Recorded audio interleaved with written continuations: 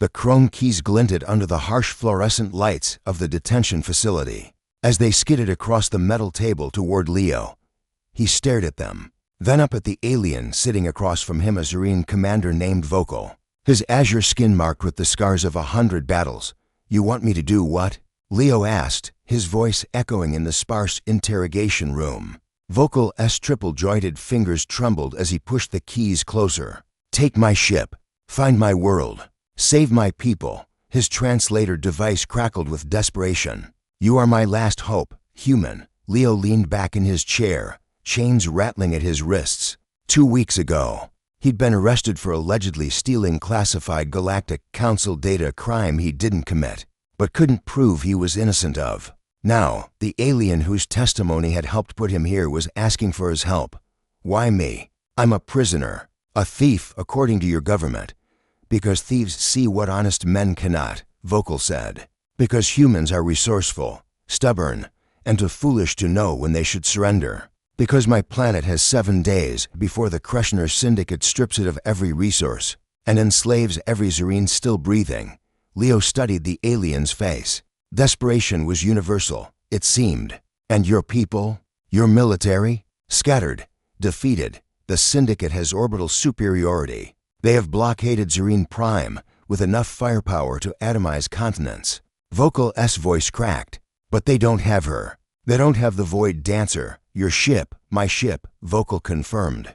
"Hidden in the Epsilon Drift, cloaked and waiting. She is a prototype human Zerine hybrid technology. Stealth systems beyond anything the Syndicate possesses. Weapons that can cut through their shields like paper." Leo picked up the keys, feeling their weight. "If this ship is so powerful, why haven't you used it?" Vokal's head lowered. "Because I am dying, human. Kreshner poison in my blood. 3 days, perhaps 4. Not enough time to reach my world, breach the blockade, and inspire a resistance." He looked up, his eyes all 3 of them burning with fierce hope. "But you could. I'm not a soldier. No, you are something better. You are human." 48 hours later, Leo stood on the bridge of the Void Dancer. And despite everything, he smiled. The ship was a masterpiece, sleek Zerine bioarchitecture merged with human engineering brutality. Every system responded to his touch as if the vessel itself was eager to fly.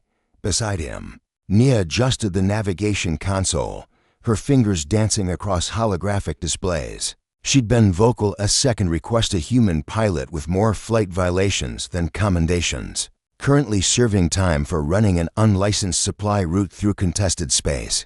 "So let me get this straight," Nia said, her dark eyes reflecting the star field before them. "We're going to sneak through a military blockade, land on an occupied planet, find a scattered resistance, and somehow convince them to fight back against an enemy that already kicked their asses?" "That's the plan," Leo confirmed. "I like it. It's stupid enough to work."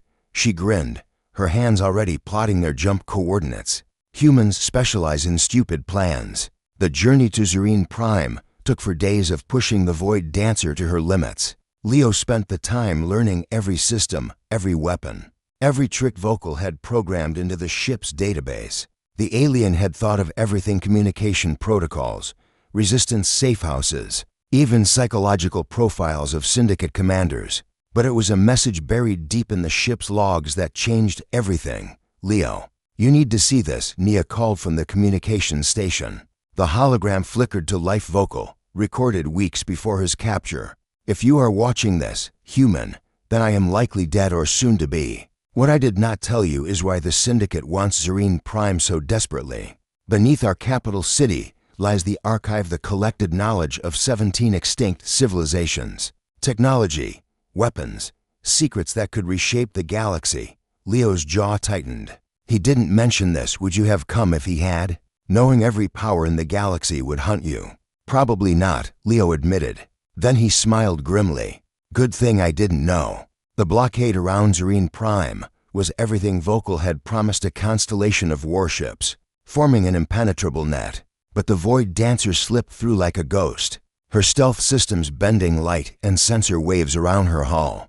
They landed in the ruins of Zervoth, once Zerine Prime's proudest city, now a skeleton of toppled towers and scorched streets.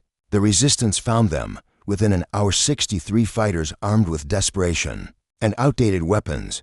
Their leader, a young Zerine named Thaon, stared at Leo with undisguised skepticism. Vokal sent humans? To save us. He sent hope, Leo replied, and a ship that can turn this war around. But we need your help. Over the next 2 days, Leo did something the Zerine didn't expect. He listened. He learned their streets, their culture, their pain. He didn't give them a human solution.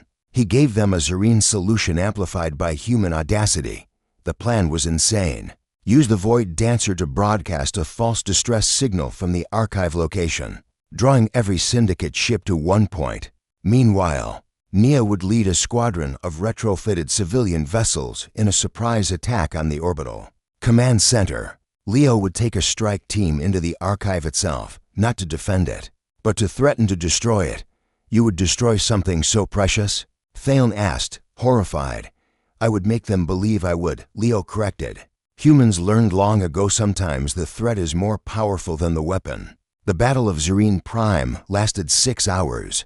The Syndicate, faced with the possibility of losing the archive, fractured. Some ships withdrew, others hesitated. In that hesitation, the Zerine resistance struck with fury born of liberation. The Void Dancer danced through the chaos, her weapons singing. Nia's squadron punched through the weakened lines, and in the archive's central chamber, Leo stood before Syndicate Admiral Kresh, a deadman's switch in his hand connected to enough explosives to level the complex. You're bluffing. Human, Kresh hissed. Leo smiled the kind of smile that had made humanity infamous across the stars. Maybe, but we humans, we're crazy enough that you can't be sure. So here's what's going to happen. You're going to withdraw your fleet, release your claim on Zerine Prime, and walk away. Or we all become dust together. Choose. Kresh chose. 3 weeks later, Leo stood in Zerine Prime's rebuilt central square, the keys to the Void Dancer in his hand. Thaon approached, now leading the provisional government. The ship is yours, human. You earned her. Leo shook his head and pressed the keys into Thaon's palm. She was always yours. I just helped you remember how to fight for her. He glanced at Nia, who waited by their shuttle. Besides, we humans, we have our own messes to clean up. As their shuttle lifted into Zerine Prime's evening sky, Nia looked at Leo. So, back to prison? Eventually, Leo said, watching the planet shrink below them. But first, I think we've got a galaxy to explore. What's one more crazy plan? Nia laughed, punching in coordinates for parts unknown. Sounds perfectly human to me.